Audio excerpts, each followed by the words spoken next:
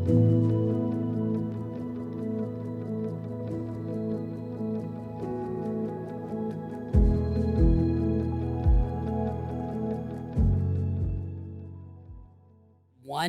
checkup could change your life, just like mine. I knew that something wasn't right, and it was cancer. Welcome to Your Body, the healthcast that takes a deep dive inside your health. No matter what kind of health issue you're experiencing, whether it's the common cold, a bad case of eczema, heart disease, or breast cancer, it affects you in every way, physically, mentally, emotionally, and internally. This podcast seeks to understand what is going on with our bodies from the inside out, from our heads to our toes, and everything else in between. We're going to look at health issues from every angle and hopefully get a better understanding of what's going on with our bodies and how we can better take care of them. I'm your host, Stephanie Landon, editorial manager at RadNet, a leader in outpatient imaging services and an advocate of patient empowerment for over 35 years.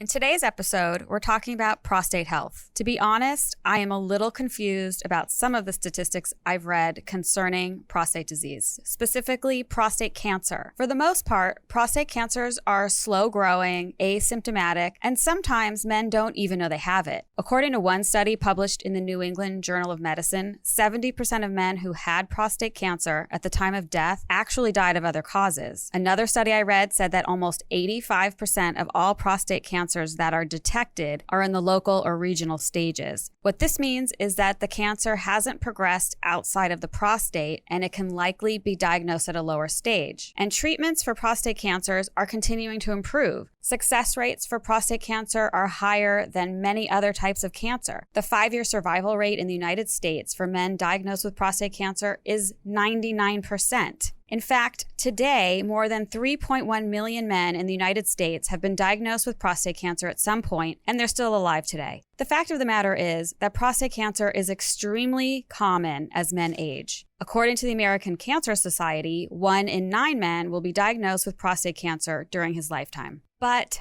I also read that prostate cancer is the second leading cause of cancer death in American men, second only to lung cancer. 91 men in the United States die every day from prostate cancer. So this is where I get confused. If the odds of surviving prostate cancer are so good, why are the numbers of men dying from the disease so high?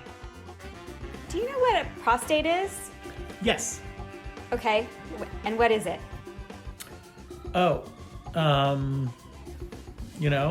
Maybe I don't know what it is, but I know I have one.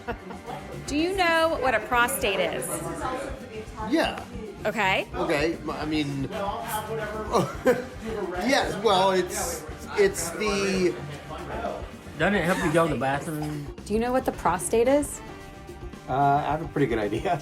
No, but do you actually know what it is? Not exactly what it is, no. In scientific terms, it's your rectum. I mean, do I know what my prostate is? I think this is a good place to start. Men are notoriously bad about going to the doctor, talking about their health, and if we can learn anything from these guys, they also don't even know that much about their own bodies. So if you want to really understand your health and your body, it's not a bad idea to know what your prostate actually is. The prostate is a gland found only in men. It's part of the male reproductive system, and it's shaped sort of like a walnut. It sits below your bladder and in front of your rectum, and it surrounds part of the urethra, which is the tube that allows urine to flow out of the body. The main function of the prostate is to make a fluid that goes into semen. Prostate fluid is essential for a man's fertility. The prostate goes through 2 main growth periods during a man's life. Once during puberty, when the prostate doubles in size, and again around age 25, and then it continues to grow throughout most of a man's life. By the time you reach the age of 40, your prostate might have gone from the size of a walnut to the size of an apricot, and it can continue to grow until it's as big as a lemon by the time you reach the age of 60. All of this growth can cause some problems. If the prostate becomes very enlarged, it can squeeze the urethra and make it difficult to pee. This can become a non-cancerous condition known as benign prostatic hyperplasia, or BPH for short, but more on that later. Also, prostate cancer begins when the cells in the prostate gland begin to grow out of control. Before getting a clinical perspective on prostate health from a medical professional, I really wanted to hear about it from an actual patient. First, I called my father-in-law, who was diagnosed with prostate cancer 21 years ago. He had a radical prostatectomy and told me he's been living with this for 21 years. If the operation took place on November 19th, and I believe that a week later was Thanksgiving, or maybe that week was Thanksgiving, actually. Yeah, I sort of remember. So I remember being home and celebrating with a family gathering for Thanksgiving. And I went back. It was 10 days after the surgery. I went back and I was given a clearance. I went back to work. Wow. So let me ask you, has it affected you in your day-to-day life at all? I would say not really. I had no pain, no after effects, and I've lived with it. I called a friend of mine. Let's call him Carl. He's currently living with a low-grade prostate cancer on an active surveillance protocol. This means that his prostate cancer is so slow-growing that his doctors don't feel that it's necessary to do any invasive procedures at this time. This is not uncommon for prostate cancer. The majority of prostate cancers are slow-growing. There's even an expression that goes, most men die with prostate cancer and not because of it. Carl has his PSA level checked every 6 months, and he gets a prostate MRI every year. I asked him how it is for him, knowing that he's living with cancer inside of him. He told me that it used to bother him, but now he's used to it. He also said that sometimes he wishes he had never found out he had it at all. I actually was urinating a lot. About 6 months before diagnosis. And I went to my doctor and he said, well, you're getting old. You're over 50 now. And I said, well, you're full of crap. Yes. You know, 50 doesn't feel old. But anyway. This is my colleague, Paul Colacchio. He was diagnosed with prostate cancer when he was 55. He has a truly amazing attitude, and he's willing to tell you anything about what he went through and about what it's still like for him today. He said, let's keep an eye on it and let me know in 3 months. So in 3 months, I said, you know what? I'm going like 7 or 8 times a night. Yeah, that's a lot. So I had talked to Dr. Princenthal, At who RadNet. is a RadNet dedicated prostate radiologist. And Dr. Princenthal is amazing, his knowledge. And he said, you know, see if you can get an order from your doctor for a prostate MRI. I got the prostate MRI order immediately. My doctor felt it was a good idea. I had the prostate MRI, and then I got a call within 2 days that they saw a suspicious spot, and they recommended, they recommended an MRI guided biopsy. Okay. Which is the single needle biopsy into the suspicious area. Yeah. And I had that, and that was really uneventful. Okay. I handled that really well, and we did that rather quickly. And then when pathology came back, I was told that it was, in fact, cancer, and that I should see a urologist and, take it further. Yeah. I went to a urologist, someone that was highly recommended. Okay. And he was amazing. He explained, he did an exam. He brought me in an exam room and we talked, and then we went into his office and he explained that there are multiple options for prostate cancer. So at this point, was it the urologist that confirmed that you had prostate cancer? Yes. Okay. Yes. And what he wanted to do, and he did this during that visit, was he wanted to do also another biopsy, but this time encompass more of the capsule than just that one spot. And the results were that it was in, I believe, 6 or 8 other locations within the prostate. Okay. So my urologist said, Paul, there's multiple options for you. There's surgery, there's radiation, there's chemotherapy, there's immunotherapy, proton therapy, and there were a couple of others that I can't even think of at this time. And he said, before you make a decision, I want you to read about each one of them and speak with your partner and see what you feel is best for you. And I did. I went home. I talked about it. I made an appointment, went back to my urologist, and I told him that I just wanted to go with the surgery. For me, it was diagnosed as mildly aggressive. Okay. So I didn't have a lot of time to really, wait on it. I wasn't really a candidate for the watchful waiting. So we scheduled the surgery, and I went through that process. Right. Okay. And then how did that go for you? So that was the surgery that's removing the prostate? Yes. Okay. Yep. And that is a 2-day procedure, a 2-day experience. You go in first thing in the morning, and you're there overnight, and you either go home the next day or the day after. And that, once again, was really unremarkable. I went in, I was sedated, I went through the procedure, I woke up in my room, and I was pretty swollen. Right. And I didn't understand that. And they explained that when they do robotic surgery, they actually pump air into your abdominal cavity so that they can maneuver around the organs. Right. And I had no idea. Right. And did they come in your room and ask you if you've passed gas every 5 seconds? No. They do that after you give birth. Really? Sort of the same thing. No, because I said, how's it going to come out? And they said, well, it has its ways. And then later that evening, they came in and they said, okay, you have to get up now. And I didn't realize I had a catheter. So when they pulled the sheets back and I went to stand up, there was all kinds of apparatus, from that area. Right. And I didn't even feel it. I didn't even have any sensation or anything. And I think maybe that was because of the procedure, the surgical procedure. Right. Still being kind of numb. Yeah. So I was okay with that. We got up, we walked down the hall as far as I could and then back. Yeah. And the next morning, Dr. Josephson came in. And he said, if things still look good, we'll send you home this afternoon. Oh, wow.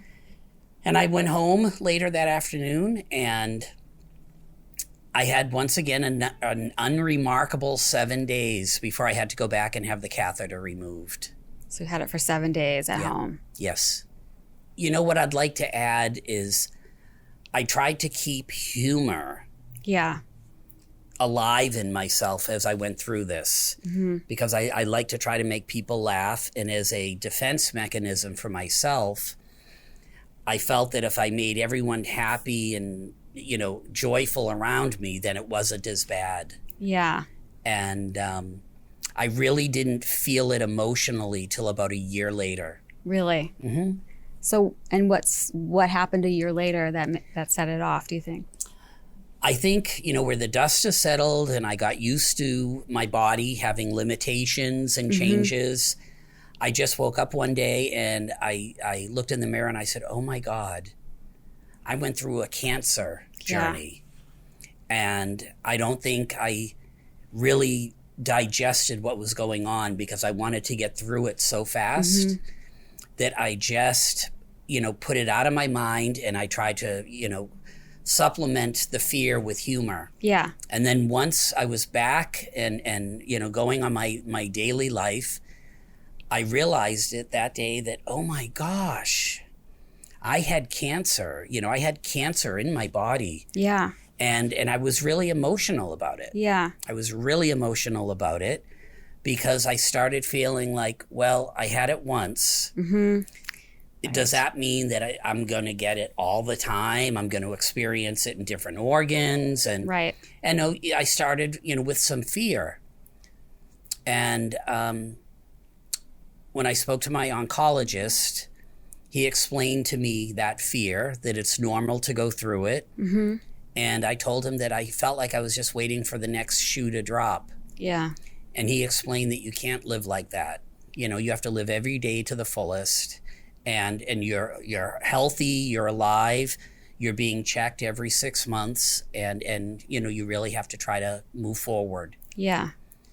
So it's now a little over 2 years since my surgery. Right. And I still miss some of my functions. That's what I was going to ask you. Yep. Yeah. At 55 years old, I wasn't planning on having any children, but and I said, you know what, I'm not going to miss, that part of my life. That's not a big deal. I would rather choose life over having a fully functioning body that's, got a problem. Okay. But now 2 years later, I just feel like, I think of like a woman with breast cancer and now a man with prostate cancer. You're not the same. You are still that person, but you are not the same. You have scars to prove it. And if you let it get into your head, it'll make you crazy. So I let it into my head, and I was crazy for a little bit. Yeah. But I once again came to my senses that, you know what, you're alive. Yeah. That's a minor situation. And there are other men, older men, that experience this, that have erectile dysfunction. Yeah. And they experience incontinency.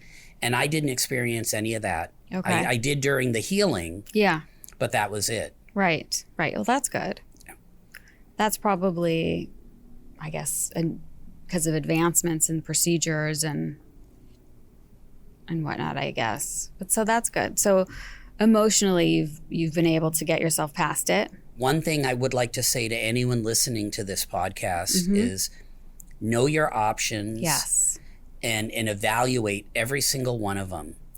Understand what is going to be best for you, your lifestyle, your family, and just run with it. Yeah. Run with it. And you're having a great team of medical providers. Yeah. I am so proud at the team I had, the oncologist, the surgeon.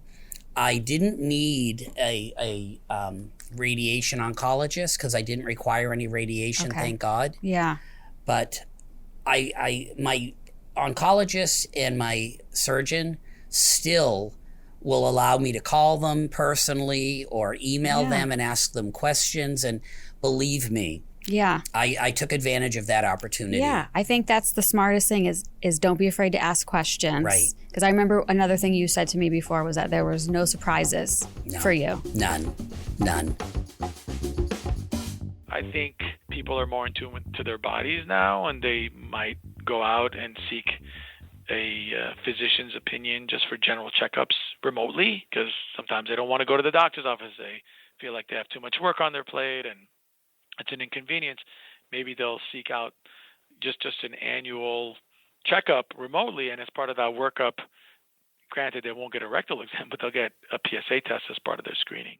Dr. David Josephson is a urologic surgeon and prostate specialist with Tower Urology in Los Angeles, California. He has extensive experience in treating an array of urologic disorders, and he's considered an expert in robotic surgery, having done over 1,100 robotic procedures. After speaking to Paul, I wanted to hear more from a medical professional. There is so much information to understand about prostate disease and prostate cancer, and when to see a urologist, and how to know when something is wrong, and what kind of options are available today, and so on and so on. Probably more information than we'll have time to get to in this one podcast. But to get us started, Dr. Josephson is definitely the best source. When should someone see a urologist? That's a very good question. Obviously, if someone is dealing with manly issue symptoms, and that's a whole slew of different things that you can consider in that boat, but typically urinary symptoms, so burning with urination, recurrent urinary tract infections, blood in the urine, difficulty with ejaculations, those symptoms certainly the urologist would be dealing with. Sometimes a primary care physician would start by giving antibiotics and working the patient up for an infection. And females who are more at risk for getting infections than men, unless there's blood in the urine or anything like that, most primary care physicians would feel comfortable handling that on their own. But if it becomes a recurrent issue in women or a complicated infection in men, then certainly a situation where someone should seek out a urologic opinion. But urology kind of is the gamut of anything dealing with the kidney, the adrenal glands, the tube that connects the kidney to the bladder, prostate, testicles, penis. So anything that has to do with any of those organs falls under the umbrella of urology. So it could be cancer related, it could be kidney stone related, it could be sexually dysfunction related. So there's a lot of things that urologists see patients for. But as maybe your question was, when should someone definitely make an appointment to see a urologist if they don't have symptoms? Yeah. That really, comes down to like the prostate cancer screening guidelines. So there's been a lot of change about the recommendations over the past 10 years, kind of controversy about whether we really are doing any good by screening men for prostate cancer in terms of long-term survival, or are we subjecting them to increased risks of the workup, like side effects from the workup, including biopsies, bleeding, false diagnoses, and unnecessary treatment. So we've kind of gone back and forth. The U.S. Preventative Task Force came out with a recommendation against routine screening, and then subsequently the American Urologic Association and the American Society of Clinical Oncology came up with their own recommendations. So, and this is PSA screening that you're talking about. PSA screening, yeah. Certainly not before the age of 45. Okay. I would say that. Right. After the age of 45, it really comes down to, stratifying risk. So if you have a family history of prostate cancer in a first-degree relative, and I would even say if someone's mother had breast cancer and they're BRCA positive, they may be at risk for getting prostate cancer. It's at the age of 45 to consider getting a baseline PSA. And then modifying their follow-up of how often they get their PSA based on that initial one. If the first one is like 0.1, which is very normal, then you can wait 2 to 3 years to get another PSA. Right. It includes a PSA and a digital rectal exam, a DRE, physical exam.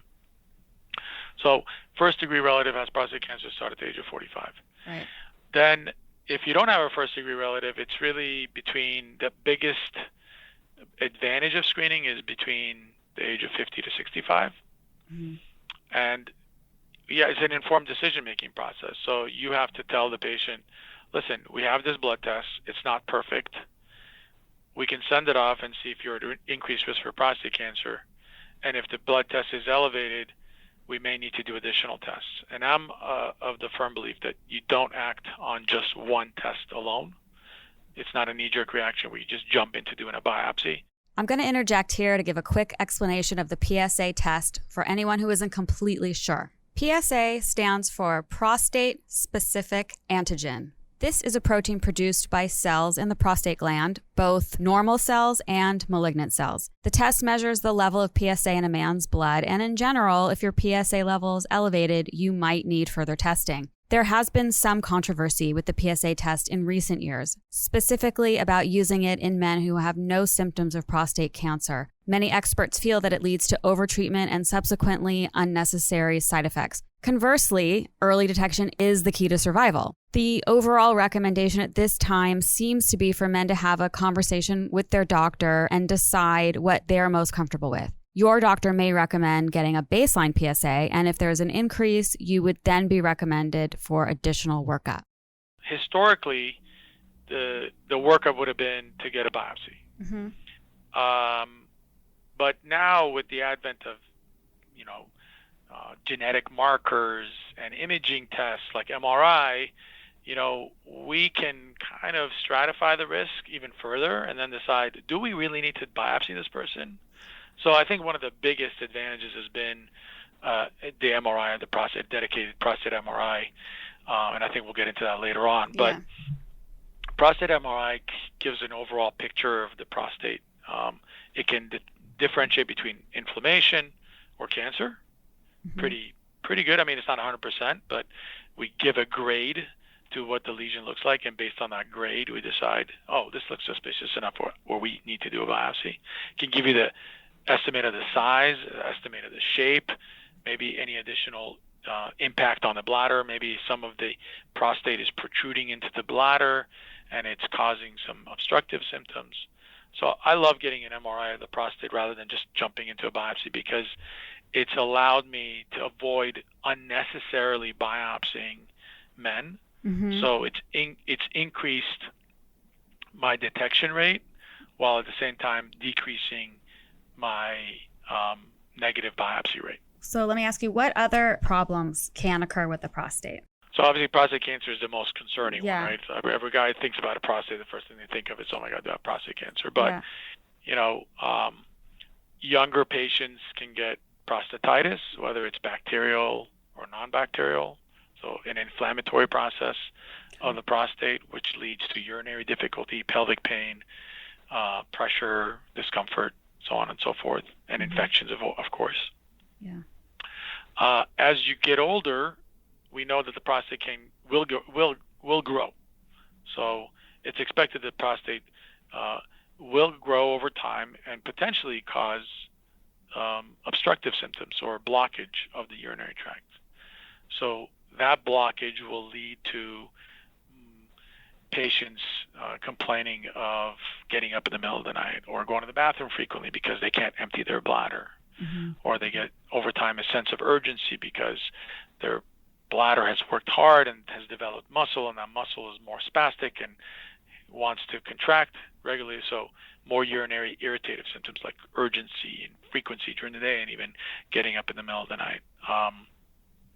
And so over time, I'd say the more common problem is urinary symptoms, as related to blockage. And then you have your rare things like prostatic calcifications, which are very rare, or bleeding from the prostate because of it being big, or the blockage leads to bladder stones or infections. But the underlying problem is the prostate getting bigger, and you have to deal with the blockage that it's causing.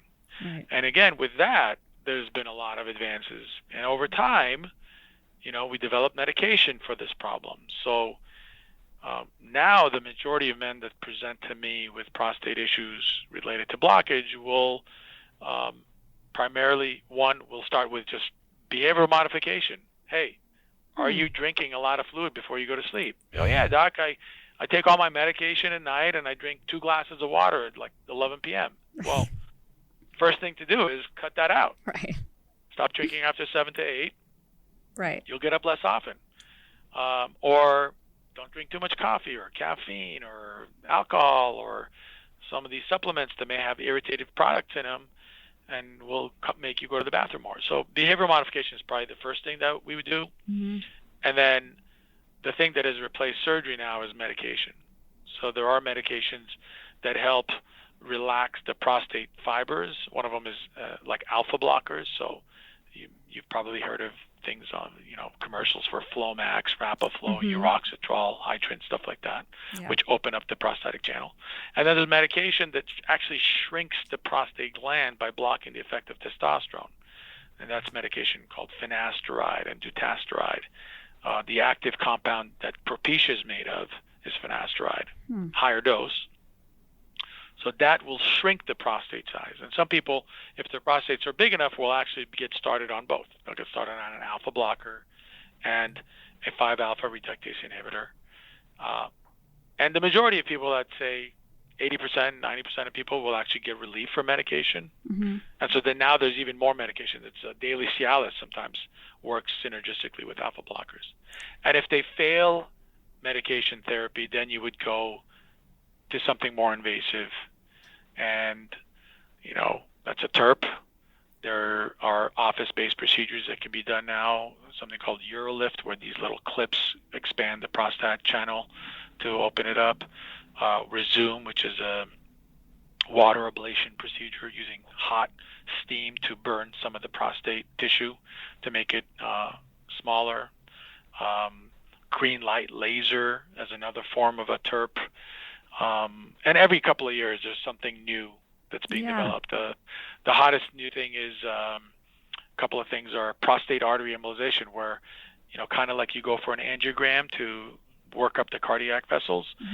We go in through the groin into the arteries that feed the prostate and put little metallic coils that block off the blood supply, and that causes the prostate to shrink over time. So that's called prostate artery embolization. And then there are high-intensity ultrasound procedures, newer one being called TULSA, which is a transurethral catheter, MRI guided. It both is used for treating prostate cancer and can also be used to treat BPH, or enlargement of the prostate, to open up the channel. So technology has been great to the prostate, because every few years, like I said, there's been something new that's been developed. And there's so many different technologies that are in the pipeline. They're going to be coming up to shrink the prostate or open up the channel in hopes of getting people to urinate better. Yeah. I mean, that's interesting that you're saying that, because I just was talking to my father-in-law who had prostate cancer 21 years ago. And he said at that time it was just his only option was a prostatectomy, not robotic. And that was it.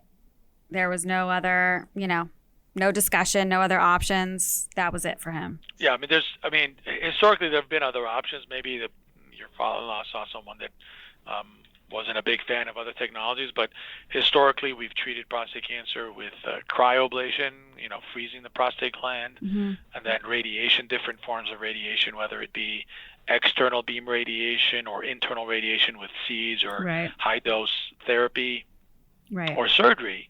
And each of those technologies has, definitely had technological advancements over the last 20 years. So as a surgeon and a urologist and a urologic oncologist, robotic surgery has been kind of the biggest technology that has changed or revolutionized the way we deal with prostate cancer. So from a surgical approach, where you've gone from I wouldn't say a huge incision, but an incision, an open incision, and an operation that's usually associated with a lot of blood loss and blood transfusion, to something that's minimally invasive. And now we're on our 4th or 5th generation of robots, where the incisions have gotten smaller, the technology has gotten better, and we're back to a single incision, but the incision is 2 centimeters, and everything can go through one cannula and do the thing minimally invasive. That's robotic technology. Yeah.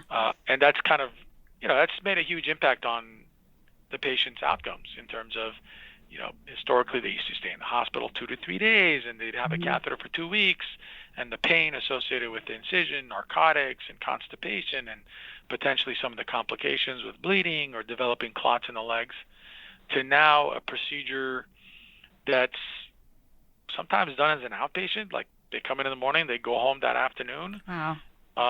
Catheter stays in 5 days. You get minimal blood loss, where you don't really need to transfuse someone or be at risk for transfusion. And then better outcomes in terms of the ability to regain urinary control and natural erections and just go back to your day-to-day life. Yeah.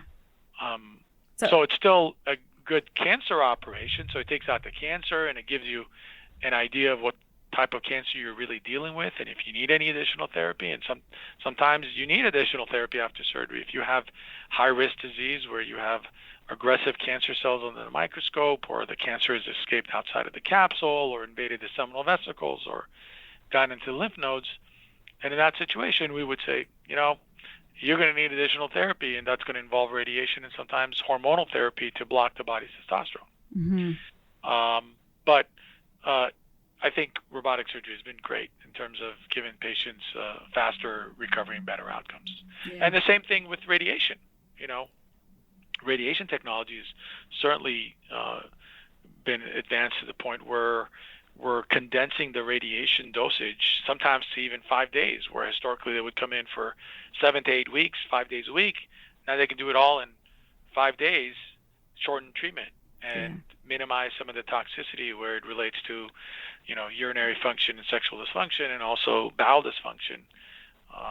There's There's a gel that we put between the prostate and the rectum to help avoid some of the rectal side effects that you may get with radiation. There are fiducial markers that act to kind of pinpoint the prostate on a three-dimensional map for simulation and planning purposes, so you avoid some of the scatter radiation that goes to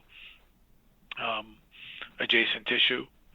And then outside of radiation, there's, newer, and I don't like to call them experimental, but newer technologies where we don't have very long-term follow-up on them, but certainly they look promising, like high-intensity focused ultrasound, which ablates the tissue, and that can be done as an outpatient as well, where the patient doesn't have any incisions or stay in the catheter, and they just have a suprapubic tube left in for about a week, and minimal side effects in terms of functional outcomes like urinary incontinence or erectile dysfunction. And even where we're doing focal therapy, where we're pinpointing the cancer on a map with using an MRI and a biopsy, and saying, okay, well, not the entire prostate is involved with cancer. We can confidently say that it's in this one quadrant, and just in that one quadrant, nowhere else. And the patient is young, and they're really interested in preserving their sexual function and urinary control, and we just treat that area focally with high-intensity focused ultrasound, or even this new technology which I referred to previously, TULSA, and leave the rest of the prostate intact. And of course, active surveillance.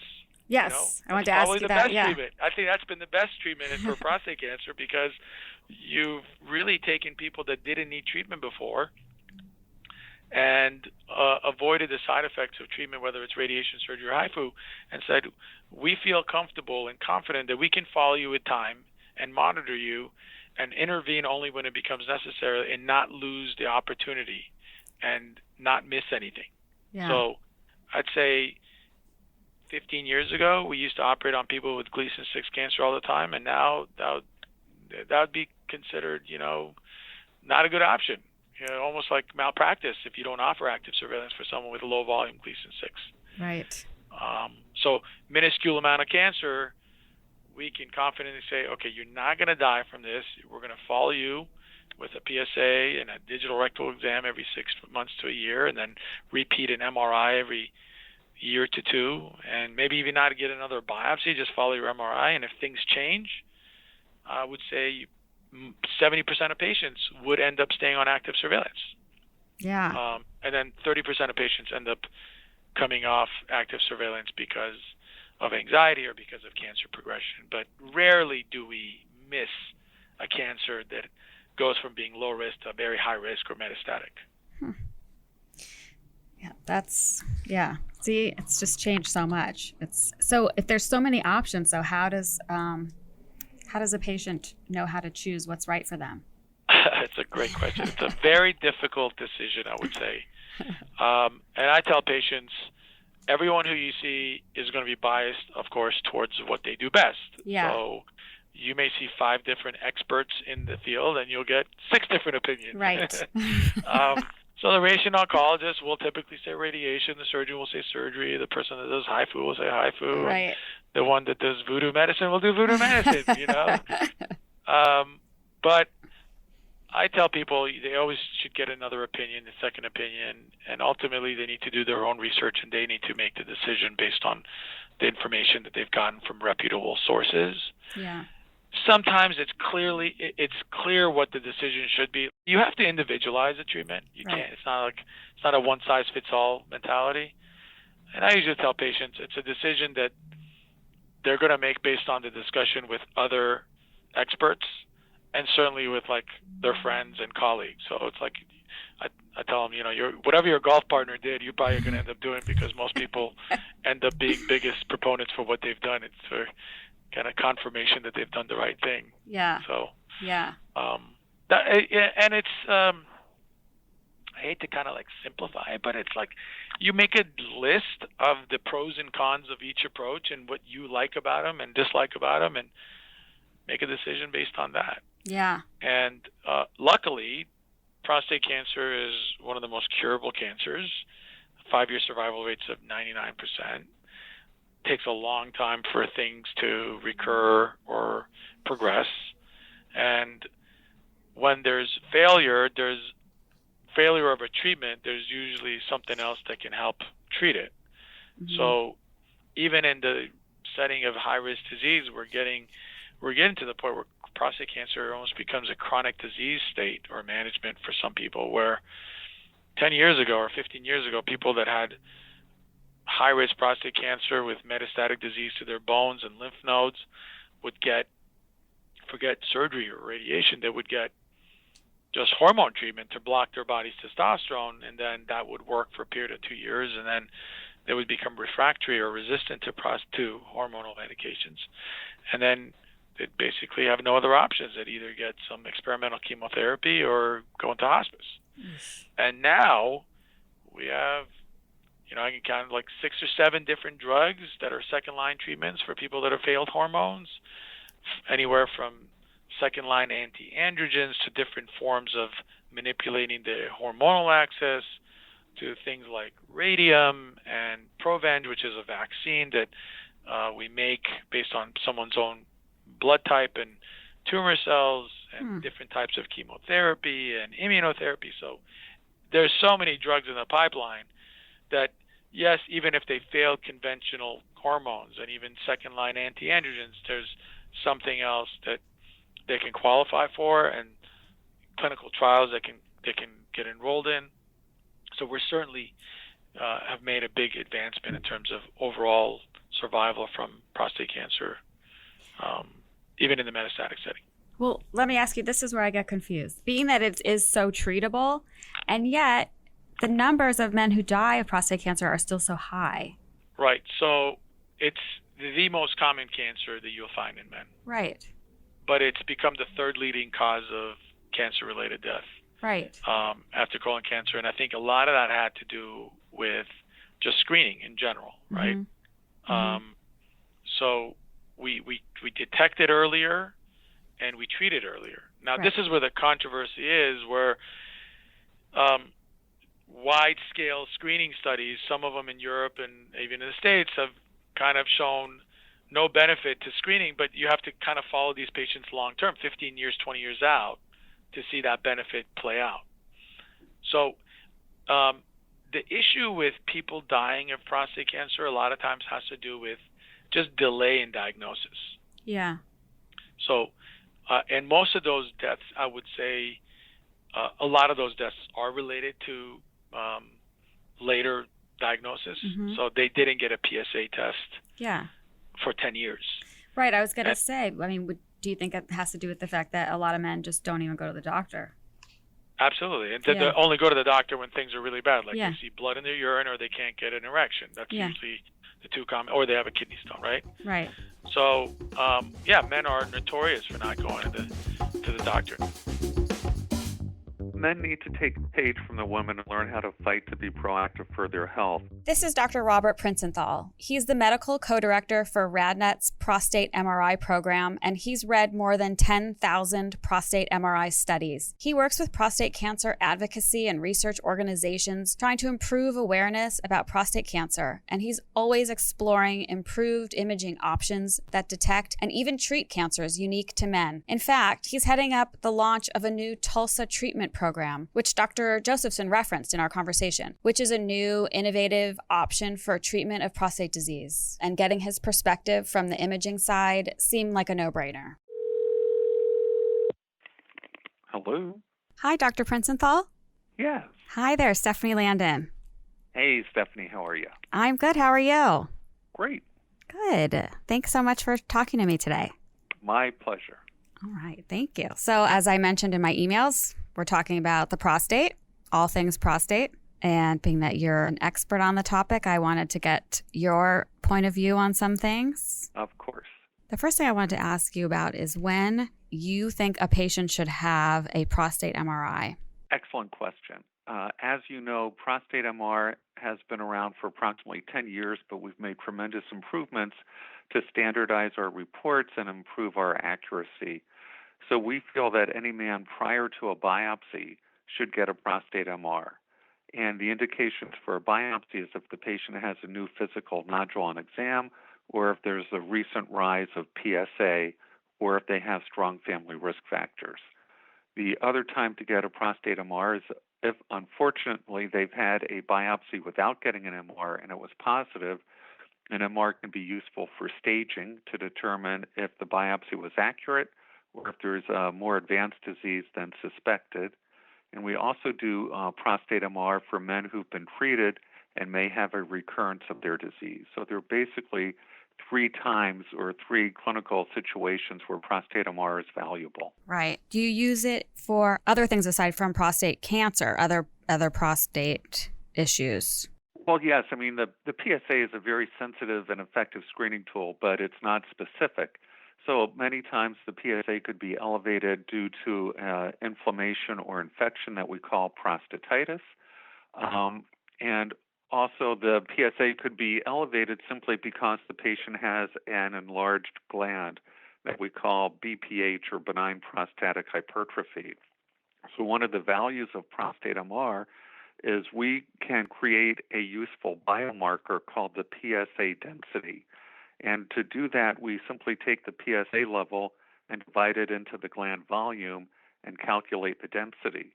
So a normal density is anything less than 0.15. So for many men, let's say they had a PSA of 10, in the old time they would get biopsies annually. But if their gland was 100 cc's in size, their PSA density would be 10 divided by 100 or 0.1 or normal. So we think that the PSA density is a very valuable adjunct and good information that comes out of the prostate MRI. Okay. Well, so for a lot of people who are going into this and don't have a lot of information or knowledge, what is an MRI? Well, an MR is a diagnostic tool that only uses magnetic and radio waves. There's no radiation at all.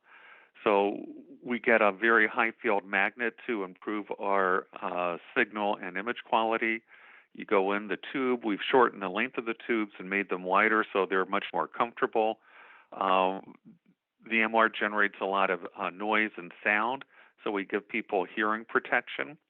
And, we do screen for contraindications for MR, such as bio devices or neurostimulators or pacemakers often can preclude a patient from getting an MR. And the prostate MR exam usually takes about 20 to 30 minutes.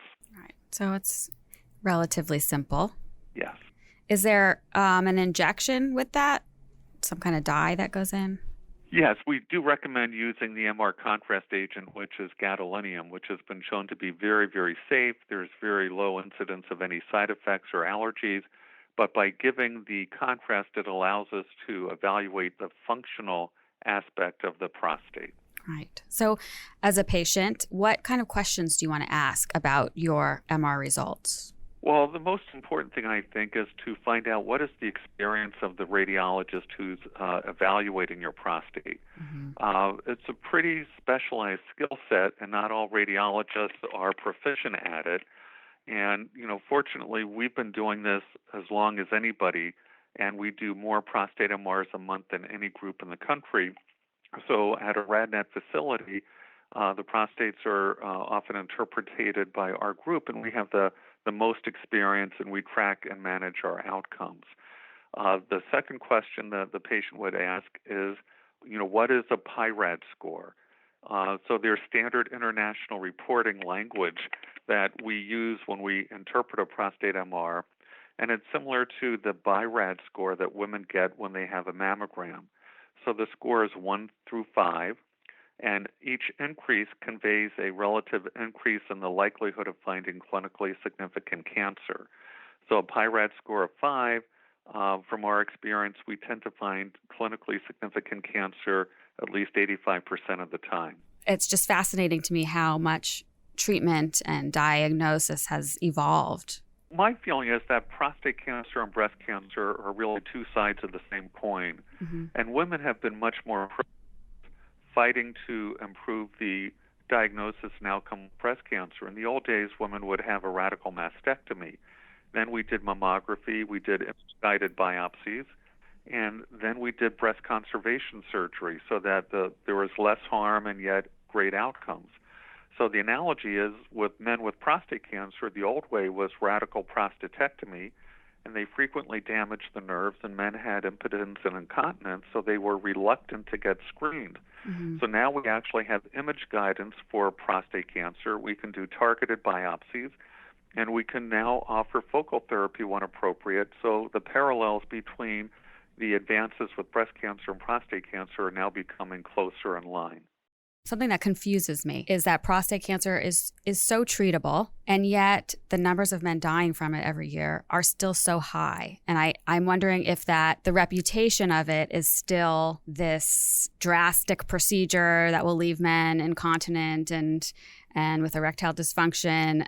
So do you think that's part of it, that men just avoid being checked and that the messaging has to sort of change?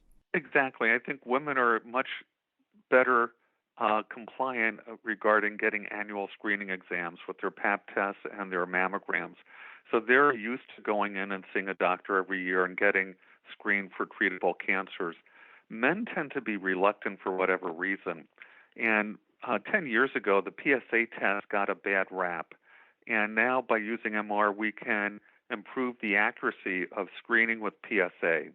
Unfortunately, what we're finding now with the COVID pandemic and with the confusion about who should get screened with PSA, we're finding more men presenting with advanced, high-volume, higher-grade disease, and unfortunately that leads to poorer outcomes. But statistically, breast cancer and prostate cancer, again, are very parallel. Roughly 230,000 men and women are diagnosed each year in our country, and roughly 30,000 men and women die each year of both prostate and breast cancer. We can improve that by simply having men talk to their doctors and getting a PSA blood test and then going on the appropriate pathway to see if they might have cancer. Yeah. I mean, I guess it's about the messaging, and I'm wondering what you would want men to know or how to get the messaging out there to men. Men need to take a page from the women and learn how to fight to be proactive for their health. And with the new treatments, the dreaded side effects are greatly reduced. Many men do very, very well now with robotic surgery with nerve sparing. So it's important for them to realize that the treatment is not worse than the disease. More men are getting their prostate biopsies under sedation so that the procedure itself is not as uncomfortable as it was several years ago. There's really no good reason for a man to avoid getting screened for prostate cancer. The other important thing to know is to check your family history. If your father, grandfather, and uncle all had prostate cancer, there's a high likelihood that you're at risk. And unfortunately, African American men also have a higher rate and incidence of prostate cancer. And unfortunately, they're sometimes disadvantaged in the healthcare services and don't get screened as often as they should. So we really need to get the word out that African American men really should talk to their doctors about getting screened. Yeah, that's also a good point. And what about, let me ask you this, about any kind of preventative measures for men? Unfortunately, there's not much we can do to prevent things. Obviously, adopting a healthy lifestyle is paramount, and that means maintaining an appropriate body mass index. Men who tend to be higher on the BMI scale have an increased incidence of both prostate and colorectal cancer. Eating fruits and vegetables can be very preventative, but knowing your family history and getting screened are really the two most important ways of finding the prostate cancer small, early, and treatable. That's good advice. Thank you. Is there any other bits of information that you think we should add? Get screened. Be proactive. Take charge of your health. Men who are aware and ask questions tend to have a much better outcome. We want to see fewer men dying of this disease. We can't change the frequency of it, but we can certainly improve the outcome, and that's with early detection and screening, which starts with PSA blood test, prostate MR, needle biopsies, and then figuring out what the best treatment option is for your particular stage. So don't be afraid, but get tested. When I started the research for this episode, I thought I was going to focus on how much prostate care has evolved and how rapidly, meaning diagnosis and treatment and screening. And while all of that is true and relevant and fascinating, the more research I did, the more I realized that what seemed important is this discrepancy between how easily treatable prostate cancer is and what the numbers of prostate cancer deaths actually are. To reiterate, the 5-year survival rate for prostate cancer that is detected early is 100%, and yet prostate cancer is the second leading cause of cancer death in men. In a survey conducted by Blue Cross, 3 times more men than women said they had not seen a doctor in the last 12 months, and 25% of the men surveyed said they would wait as long as they could before seeing a doctor for a health problem. And wait, there's more. In another survey conducted by the Cleveland Clinic, 20% of the men they polled said that even when they do go to the doctor, they withhold information, either because they're embarrassed or they don't want to deal with a diagnosis of something. So yes, prostate cancer care has evolved tremendously, and prostate cancer continues to be more treatable with less side effects and less discomfort. But all of this is almost meaningless if men don't take charge of their health, get to know their bodies, get screened. I mean, come on. Next time on Your Body, let's look at your brain, how it works, how it ages, and what is really happening if something goes wrong.